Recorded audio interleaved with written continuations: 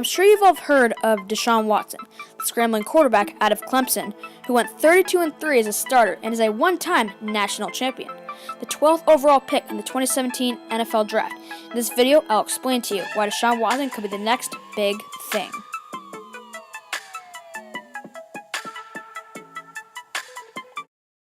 Before we get into the football stuff, I'm going to give him a biography. Watson was born on September 14, 1995, in Gainesville, Georgia. Watson attended Gainesville High School, arriving in the fall of 2010. Watson earned the starting job for his football team as just his freshman year. In his career, Watson set numerous state records, throwing for 13,077 passing yards and 155 passing touchdowns. Along with that, he put up an astounding 4,057 yards and 63 rushing touchdowns, ultimately putting up a cumulative 17,134 yards and just 218 touchdowns. He won a state championship in his junior year. Also, he was a junior All-American. Now, onto what you're really here for, finding out why Deshaun Watson could be the next big thing. First, I'm going to talk about his rushing abilities. He rushed for 1,934 yards and 26 touchdowns in just 38 games at Clemson University. In 2017, in the NFL, he had 269 yards and 2 touchdowns. This year, he has 230 yards and 1 touchdown. His ability to scramble out of the pocket and make things happen with his legs is unthinkable.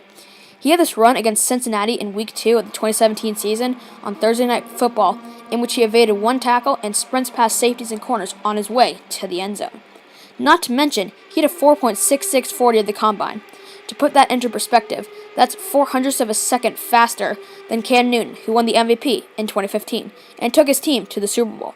He also shows a lot of what Michael Vick did, aka being to keep the play going for 15 plus seconds. Second, I'm going to talk about his passing abilities. He threw for 10,168 yards and 90 touchdowns in 38 games at Clemson. In his 15 games in the NFL, he has a 63.5 completion percentage with 3,875 yards and a 34-15 touchdown to interception ratio. Along with his rushing abilities, this makes him the perfect dual threat that a lot of coaches dream of. He looks calm and ready in the pocket, relating to Tom Brady. Can you imagine how lethal that could be? A quarterback with a competitive drive, accuracy, and speed? That's amazing. He was playing against the Seattle defense in Week 8 last year before torching the Legion of Boom for a 53-yard bomb, proving that he can keep up in a shootout-type game.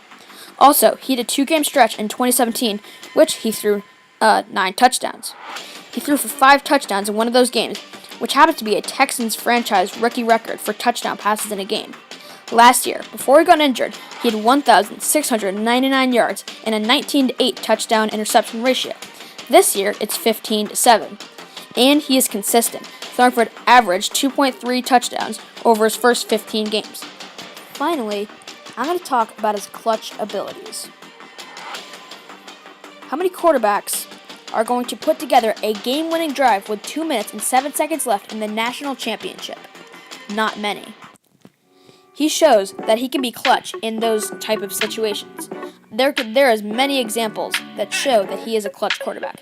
He almost came back against the Patriots Week 1, almost came back against the Chiefs last year, and he's probably pulled off a bunch of game-winning drives over his 15-game career.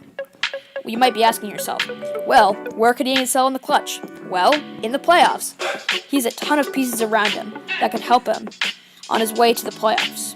Yes, maybe Bill O'Brien might not be the best coach, but as I said, he has some weapons around him, such as DeAndre Hopkins, not to mention Will Fuller. He can beat defenders to the ball, just like the Seahawks. So there you have it. Can Deshaun Watson lead the Texans to football relevance, or will they be garbage once again?